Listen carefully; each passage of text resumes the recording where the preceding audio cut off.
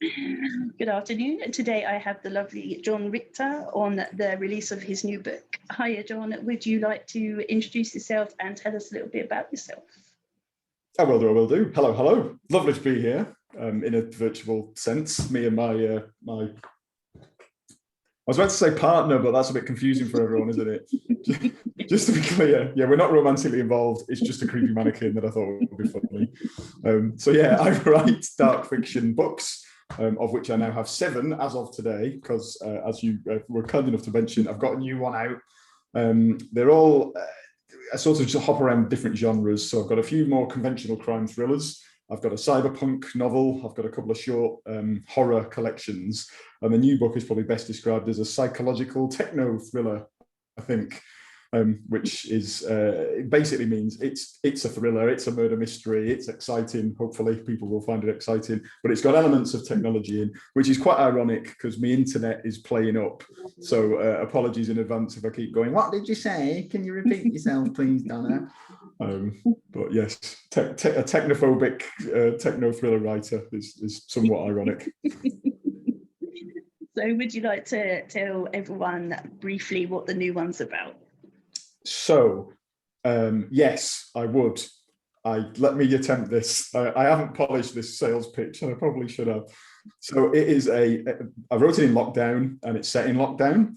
So I suppose that is a bit of a trigger warning in some ways, because some people are probably not ready for COVID-related fiction yet. But I guess it was my way of kind of exploring this just mad year and a half that we've all collectively had. So I just thought it'd be interesting, alternate timeline where the virus goes on and on forever. Everyone has to not just put up with lockdown, but society has to completely change to accommodate a kind of a near future where we just live indoors and that's it. So it's set in a smart apartment building that's run by an AI called James.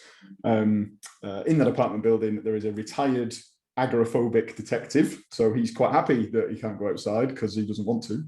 And he is sort of forced out of the confines and the comfort of his apartment, of his state-of-the-art high-tech apartment, because there is a murder in the building that he is compelled to sort of investigate. And over the course of his investigation, he will sort of seek the help of James, the AI, which may or may not be entirely helpful, because the warden, the book's title, that is obviously a reference to the AI that runs the building, and it takes its role very seriously, and it cares a lot about the well-being and safety of its residents. So you can see the scope for where that might lead. But yeah, hopefully people will find it it's a bit of a mad book, loads of ideas just lobbed in, filter very much off. And so hopefully people will find it kind of entertaining. I'm pitching it as a Die Hard meets Black Mirror in lockdown, if that is an appealing combination. Well, it seems to have got great reviews from what I've seen so far, so you must be doing something right. Oh, well, thank you. I suppose I mean it's a double-edged sword, really. I find my stuff tends to be well received and well reviewed, but doesn't sell that well. And I think part of that hopefully is because it's reasonably good, and I think part of that is because it's all a bit weird. I don't write. I don't like formulaic fiction, and I don't want to write something that's conventional and sticks to this idea of people go and get trained in writing and they go on creative fiction courses, and it's like, oh, you must have a 3-act structure and you must have the arc of the hero, and nah. That's boring. Obviously it's not boring. There's lots of really good books that follow these structures, but I'm more interested in originality than I am in trying to sort of what's the word, sort of tick the typical formula boxes, if that makes any sense. It does. Would you ever try that to see if you could sell more, or are you happy with your randomness? I think you can only write, and you'll know this from your recent writing endeavors, you can only write what you're actually inspired to write. So it's like if you sit down in front of your computer and you're forcing yourself to do, I'm not really into this idea, but I'm going to do it anyway because I think it'll sell. You'll just write something that's kind of half-hearted and everyone will be able to tell.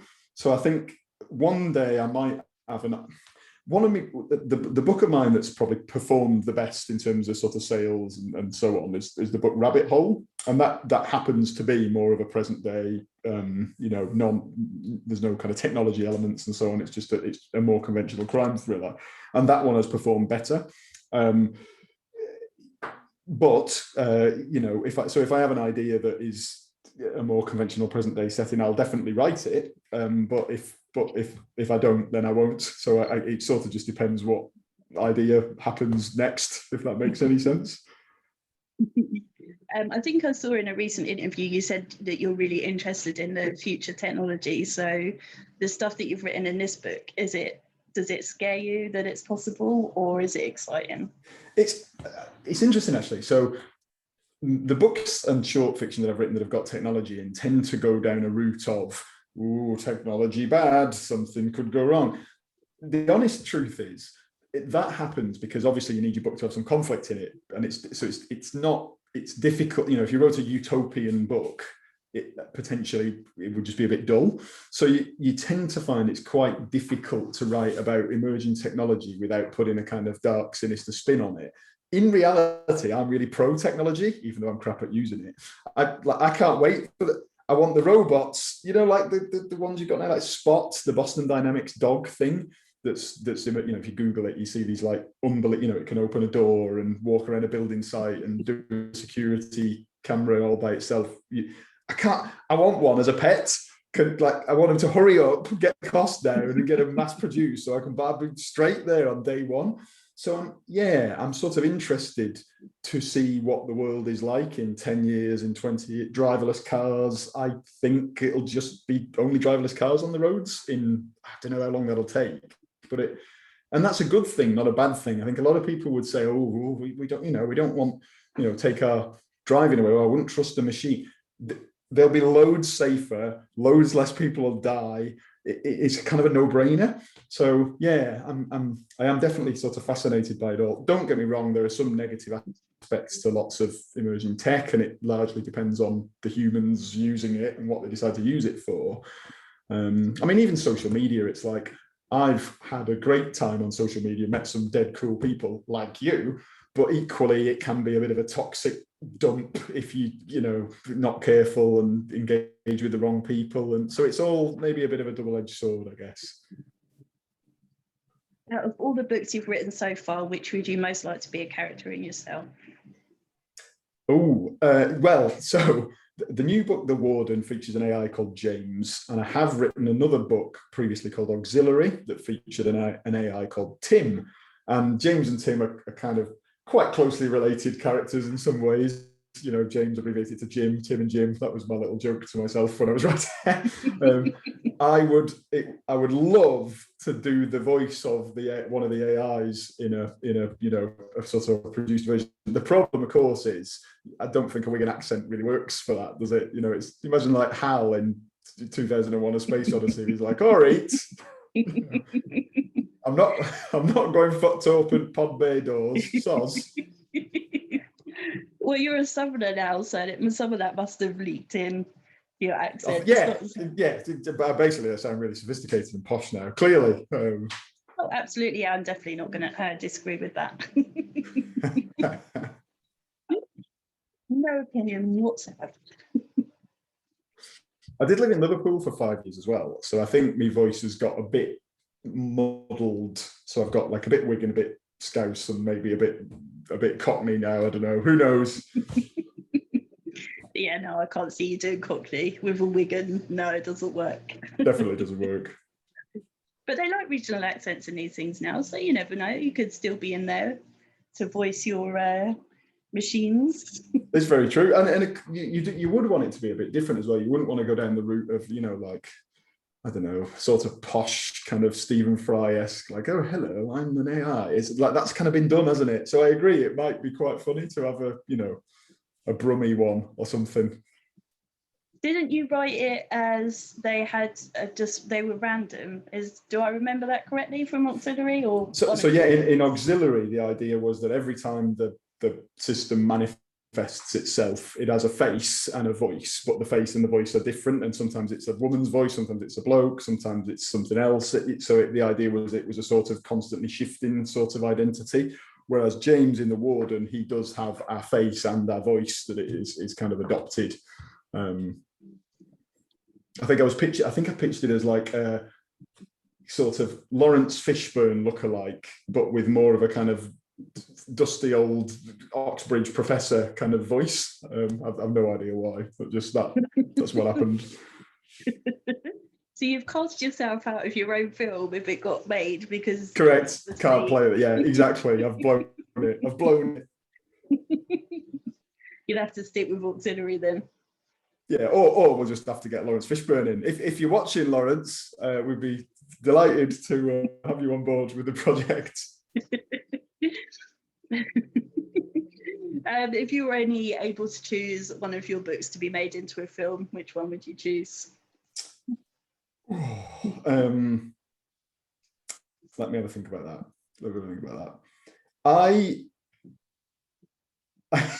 I would secretly, my favourite things that I've ever written are those short horror collections, even though, again, very hard to sell. That they're self-published, so it's very hard to sell self-published fiction. They're horror, it's quite hard to sell horror, and the short stories, which are very hard to sell. So they're my least commercially successful output. But it was a good opportunity. It was just fun, just lobbing in a load of, my craziest ideas. And I've got one story in the second collection. So they're called Jon Richter's Disturbing Works, volumes 1 and 2. And there's a story in there called The Truth that's about a guy whose dad passes away. So he kind of goes around to the house to, sort out all his dad's possessions. But his dad was a sort of, mad scientist type character. And he finds in the basement that his dad's constructed this sort of robotic talking head.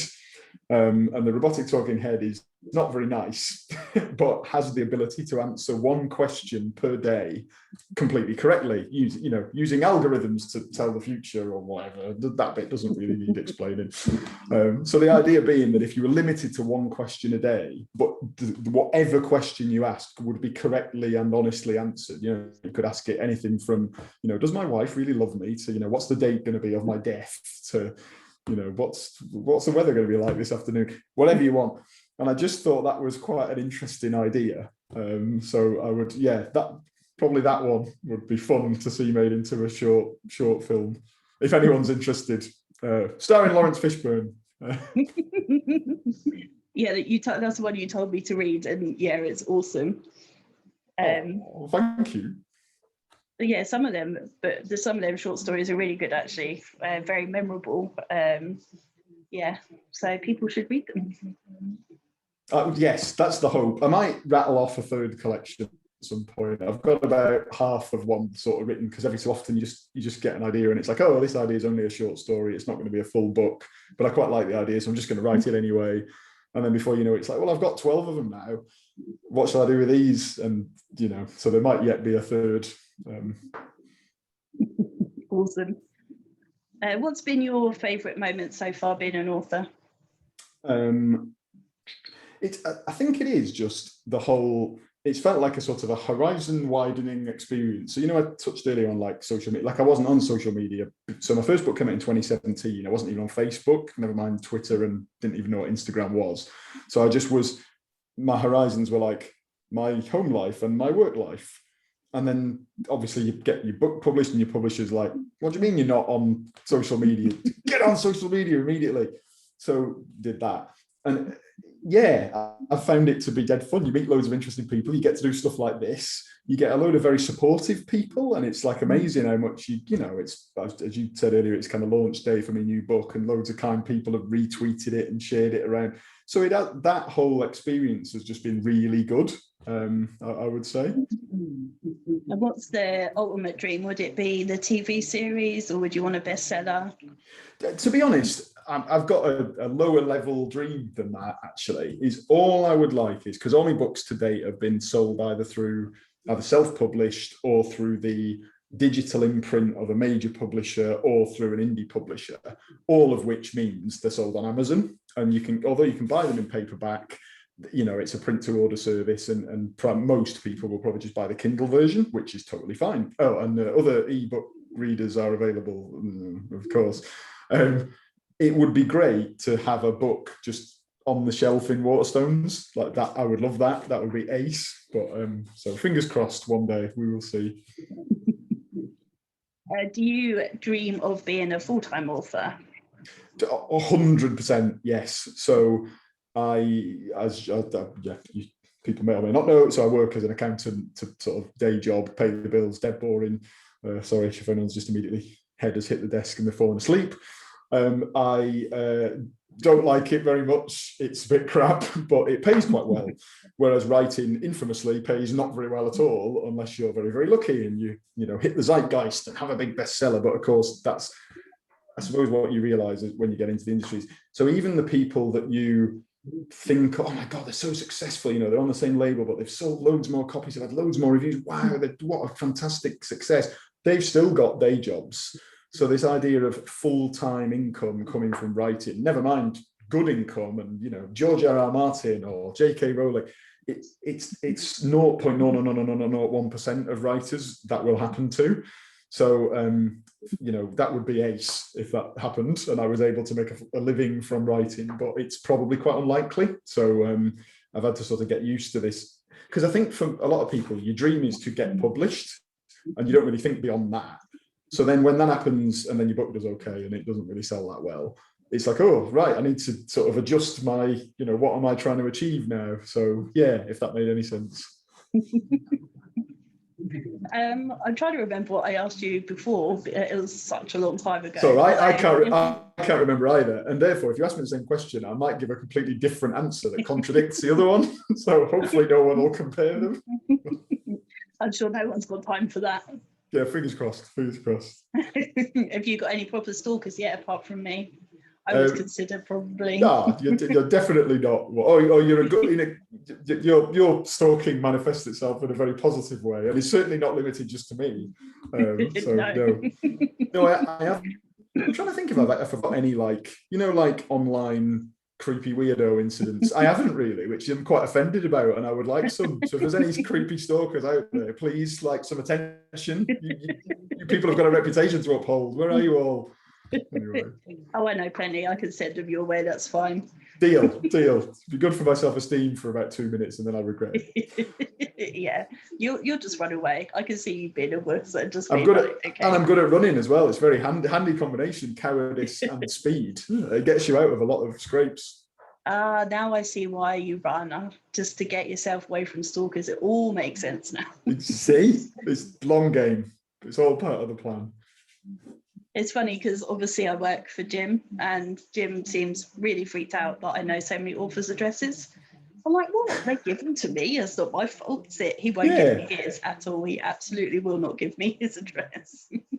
I had that once. I was on a night out with a work colleague a few years ago, and that thing when, and obviously we've all done it, but on this occasion it was him, and he got completely too hammered and was falling all over the place, and the bar wouldn't let him in, and it's like, right, we need to put him in a taxi, and for some reason he wouldn't tell us his address, so we couldn't tell. It's like, no name redacted.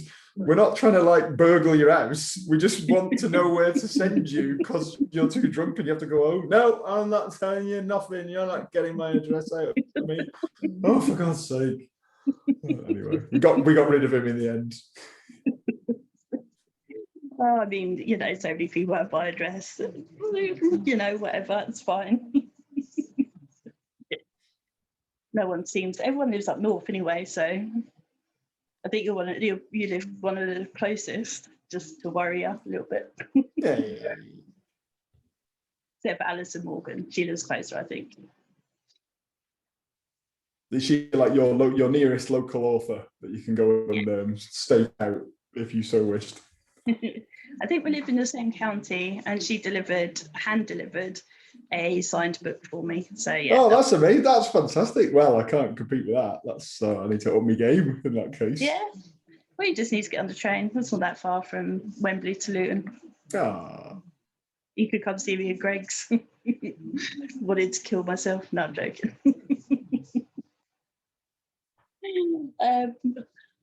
So I think I'll know the answer to this, but if you were able to spend a day with any author, dead or alive, who would you like to spend a day with?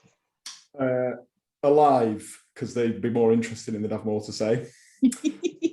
Sorry, I stole that joke from someone else, but it is a good joke. It's a good joke, actually, yeah. Thanks. It's better than my actual jokes. Well, actually, again, probably given a different answer to this in the past. The current answer that pops into my head is Ian Banks, who actually is dead, sadly, who is my favourite writer. Both Ian Banks and Ian M. Banks, his sci-fi alter ego, because it just was like imagination overload, complete genre hopping all over the place. And actually, he did write a sci-fi utopia. Now, obviously, there was still conflict and stuff going wrong, but it was interesting and in a weird way, kind of quaint, because his sci-fi stuff, large, not all of them, but a lot of them were about this sort of future, very, very, very distant future civilization called the Culture. And the Culture was completely all powerful and, just the boss of the universe. And it was this very diverse, multicultural, moral, ethically sound, society that was promoting, you could change sex whenever you felt like it. Everyone lived for as long as they wanted to live. If you wanted to die, you could just choose to die. That's fine. If you wanted to just live forever and keep replacing your body, that's fine too. So it was almost like the ultimate end point of where Western society is sort of heading now. But I think part of the inspiration there was, do you remember when the US used to be kind of like the global police? And it was almost like it was mocked in terms of, like Team America. And it was, in some ways, I kind of miss that in a weird way. It's like America feels like it's kind of fallen quite a long way. I don't know, or maybe we've just all realized that it's not quite as simple as we were all taught when we were kids. So yeah, it was sort of, in some ways, I guess the Culture was a bit of a parody of that self-appointed custodian of the world kind of role that the US perhaps has or once had. But yeah, really good reads and just completely different to anything you would ever like. There's a book he wrote called Use of Weapons, and in effect it had a kind of like alternating chapter structure. So it'd be like chapter 1 is something happening to a bloke. Let's say it's like a flashback, so it's something happening to a bloke in the past. Then chapter 2 would be the same bloke quite far in the future, and then chapter 3 would be back to the past again, the next thing. Chapter 4 would be in the future, but before. So the point there is you've got like half the book is a progressing forward in time narrative with this, young, brave warrior or whatever. And half the book is a backwards narrative about this messed up psychopath nutcase. And the question is, what happens in the middle of the story to change from brave noble warrior into crazy messed up lunatic? And that's the finale. The middle of the book is the ending, which, if I've explained that remotely, probably quite badly, but I just thought that was like, it's genius. Why can't I think of that? Yeah, that sounds like really confusing, but also really cool. Yeah, just a really clever idea for like the way to tell a story rather than just conventional chronology. But without just being like weird for the sake of it, it served the purpose in making the book a more interesting read. Of all the technology that you've written about that potentially we have in the future, what would you like to exist right now? Let me have a think about that, because I mentioned, I think it is just it's not so much the robotics, it's the AI bit. So the challenge in the field of robotics is getting robots that can actually move around properly. Although Boston Dynamics and companies like that seem to have cracked it now. If you see some of their unbelievable, it's just a metal man walking around. It's like, whoa.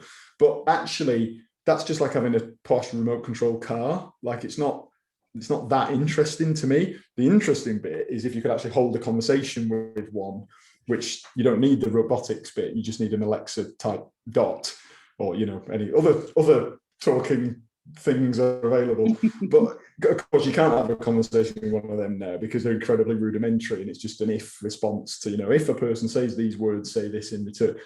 You'd want them, or I am interested to see them get to a point where the AI can, they've got machine learning to a point where it can actually sort of remember stuff and learn and start to have a believable sort of Turing test passing level of conversation. That would be brilliant. But Does that not mean you would be a hermit? Yeah, I think I don't know. few decades off that, maybe. Don't know. We'll see. Yeah, well, hopefully. I mean, we struggle to talk to each other as it is, let alone talking to robots and having them talking back. Yeah, it will be interesting though.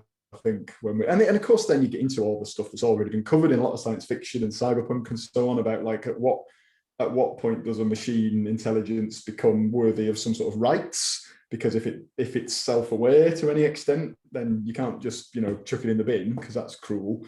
So there's all that stuff to come in the future, I think, but which will be interesting. Yeah, I think it'll be in our lifetime as well, which is quite cool, I think. Yeah. But hopefully, if it goes bad, then we'll be too old to worry about it, and we'll let the youth sort it out. Well, the only other answer, I suppose, to that question of like what technology would I like to see is if they could just hurry up and fix aging, that would be nice. So then we can all see, then we can stick around indefinitely and see it all. And I don't know, I never understand that. People are like, oh, would you want to live forever? Ooh, yeah, definitely. The alternative sounds rubbish. So yes, some anti-aging injections, please, would be good. Yeah, but you'd have to decide at what age you stopped, I think. Yeah. 37, 38, I think I'd go back a bit. Yeah, we need a rewind function and then a play and then a pause function. That would be, if anyone's listening who's working on this. Yeah, 37, 38, things are starting to fall apart already. It's like, nah. Yeah, we're at the age where like footballers can't hack it in the Premier League anymore, aren't we? Like, or if you used to be a winger, now you're a defensive midfielder. Yeah, bad times. Jason Bamford turned 40 a week ago, and he's like, I'm halfway through my life. That's it. I'm at the halfway point. I'm like, you're only 40, and I'm not that far away. And yeah. Like, yeah, oh, we got a lot left in the tank. I hope so. I've got loads of books to read. Yeah, exactly. There's too much stuff to do.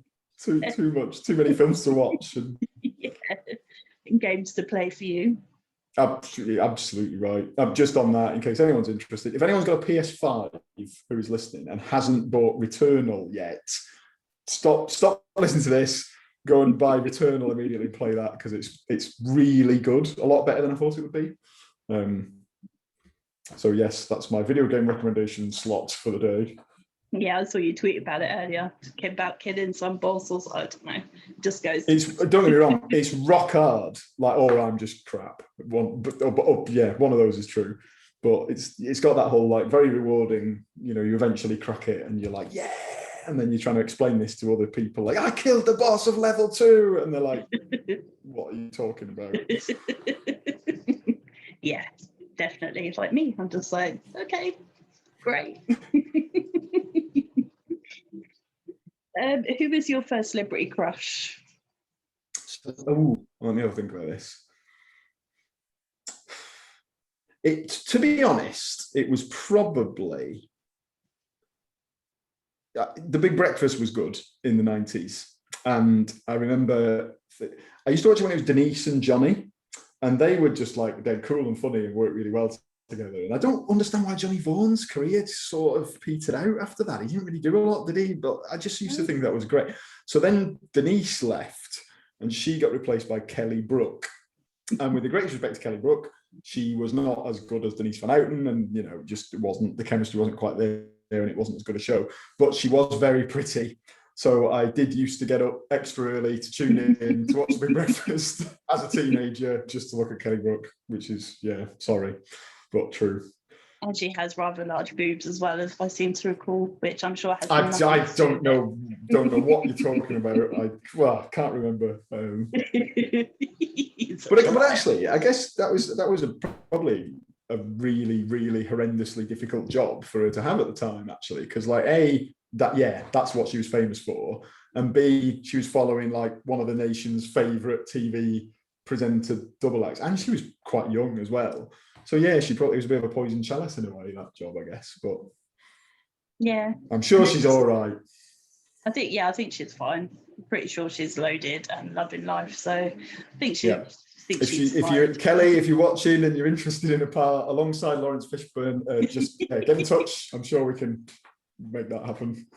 So if you met her, you would give her a part in your fictional film and not anything No, else? I'd probably just faint and start forget how to speak and fall over. Oh, I don't know. What are you lot like, honestly? So funny. But this is why I like talking to people of my own age. I'm like, yes, I do remember. And I know who you're talking about. Stop talking about some random program in the 60s. I'm like, oh, that's fine. Which happens frequently. Yeah, although I guess as we're talking about us getting older, soon it'll be people, adults, quoting people you've never heard of because they're like, I don't know, modern. Oh, my first crush was on a YouTube sensation, and what? Oh, but yeah, I might have to quit then. I already moan about the charts and how rubbish the music is. I think the slippery slope has begun. yeah, music's just gone weird on it. It's like, so I like, don't get me wrong, I like a lot of modern stuff, but I don't like, I used to like buying CDs. Like I've got about 1,000 CDs in the loft of my old house. But you can't, like, even if I want to do that, I can't get that music onto my phone because my phone's not got enough memory. And if you're trying to do it all through cloud sharing, iTunes stuff, it's like, oh, pay a subscription. I've already bought the album. Why do I have to pay again to listen to the thing I've already bought? So I've just had to give up and just accept that I have to just use Spotify like everyone else. But it's not the same. It's not my music collection. It's just some music that I listen to. Do you know what I mean? Yep. That's a good thing about being a student. You get reduced Spotify subscriptions, so that's quite good. Ooh, didn't know that actually. What have you been listening to? Have you been any particular favourites currently? What's I listening to? I like Pink's new song. Who was I listening to? I was listening to something and it's gone. Is Pink, is she like a hair inspiration for you? No, actually, I don't know why I've decided to have pink hair. Looks cool. Thank you. I mean, it hides the greys, which is great. But yeah, I don't know, but I like it, so it's staying. I used to have bleach blonde hair when I was a teenager because I was a massive Eminem fan in the 90s. But yeah, that wasn't a good look for me. Eminem was wicked though. He was. I think he's kind of gone a bit nuts now though. And his last couple of albums were really shit. But anyway. Yeah, was that before? Was that photo with you with your family? That was curtains, wasn't it? That wasn't the best look. Oh god, yeah. Oh yeah, I've had some. To be honest, I've never had any good looks, including this one. So never mind. But you're so down on yourself, man. You're fine. Plus, you have this is okay. This is okay. I think that just the number 3 all over every 2 weeks is the solution to my needs. I'm going to just stick with that. Yeah, that's such a lazy man's thing as well, isn't it? Exactly. Don't save money. You don't have to go to the hairdressers. It's great. You don't have to see all the big lumps of grey falling off. yeah, that's depressing as well, especially when it goes into your eyebrows. That's just bad. Yeah, totally agree with that. I suppose we should talk about books occasionally. So what are you working on at the moment, if anything, and what's coming next? Do you know yet? So so The Warden is my 7th book. I have written an 8th book, which is I had a crack at like a fantasy thing, like a bit more of a traditional, sort of medieval type fantasy with dragons and swords and knights and giants, but obviously with a bit of a weird twist because, I can't just write normal books. Whether that finds a home with a publisher or not remains to be seen. I've touting that around a few places in the last week or so we'll see what happens. And then I leave my current finance job in about a month and a half, so in about 6 weeks, and I'm going to take a little bit of time off before starting a new job, which means I can work full time on another writing project, which would be great. And I've got a couple of ideas, but I don't know which one. Basically, one of them feels like a very worthy kind of, this will be a big, this will be tough and it'll take a lot of research and I'll have to really put an effort in, but it'll be and then the other one feels like really daft, but I reckon I could just rattle that off in about a month. But the daft one is kind of more fun, so I'm kind of angling towards that one. But anyway, who knows? We'll see. Yeah, I think I know which way you'll go. I am right. I have been invited actually to contribute another short story to, there's like an online group called the Cyberpunk Coalition, who are cyberpunk writers. And we had an anthology out a few months ago, which was a lovely idea by the lady that runs that group. And she wants to do a second collection, so she invited us to submit something. And I thought, instead of writing, because the one last time I was pretty proud of it, but it was pretty serious and grim and bleak. I thought, right, I want to do like a comedy thing. So it may be like a sort of cyberpunk detective short story where the main character is, you know, if you can imagine like a TV show about a detective, and the actor who plays the detective is like a sort of big muscles, small brains, kind of lovable, you know, sort of that type of, like a bodybuilder slash actor. And then if he sort of had to then investigate a crime that occurred on set, I thought that could be quite fun, but we'll see where that ends up. And as I'm conscious of the time, would you like to give a shout out to your podcast? Because more people need to listen to this. Oh, Donna, we had the aforementioned technological glitch then at my end, so I didn't hear what you said. I think you said, did I want to give a shout out to the podcast? I did indeed. I got that right in that case. So yes, if anyone out there is a fan of dark fiction in all of its various forms, you know, whether it's fantasy, sci-fi, horror, whether it's books, video games, movies, weird fairground rides, War of the Worlds, the album, the Jeff Wayne music, anything that vaguely constitutes dark fiction, then I host a fortnightly podcast called Dark Natter. The name of the show is the best thing about the show, because that's a good pun. And then we just endeavour to try and live up to that pun in the actual show. So it's just me and a co-host called Liam, and occasional invited guests, including Donna. You have appeared on the show in the past. It's interesting actually. You appeared on the show to talk about Mark Tilbury, the writer. He, because of that, ended up being on the show himself. So that was fun, and thanks for that. That was great. That was thanks to you that happened. So yeah, the podcast is fun. It's meant to be funny and, you know, a muck about, but also a little bit of insight into some of the lesser known aspects of particular pieces of dark fiction. So just as an example, the next episode that's coming out this weekend is about Big Trouble in Little China, which is my favourite film. So if you want to relive the immortal, you know, words of Jack Burton, played by Kurt Russell, then yeah, tune in to the show at the weekend when it's released. Yeah, definitely do. I love it. I think it's great fun. And even if I have no idea what we're talking about, it's always funny. So I think that's really, really sweet of you. Thank you. And yeah, the hope is that even if you don't actually know the thing that we're banging on about, because it's some obscure blooming game or something, then hopefully it'll still be a funny show. That's the hope. Well, I mean, you and Liam pretty much just abuse each other for the whole podcast. So yeah, that's always fun to listen to. It's all his fault though. It's honestly, I tell you, like I go in there, it's meant to be all light-hearted and friendly, and then he starts with the insults and that guy brings me up. No, Liam. Actually, I'm going to give Liam a shout out. Actually, Liam Martin works as a video game. I think he's the lead technology reviewer at the Daily Express. I think is his day job. So if you Google Liam Martin, you'll find him reviewing video games and stuff online. So yeah, give him some.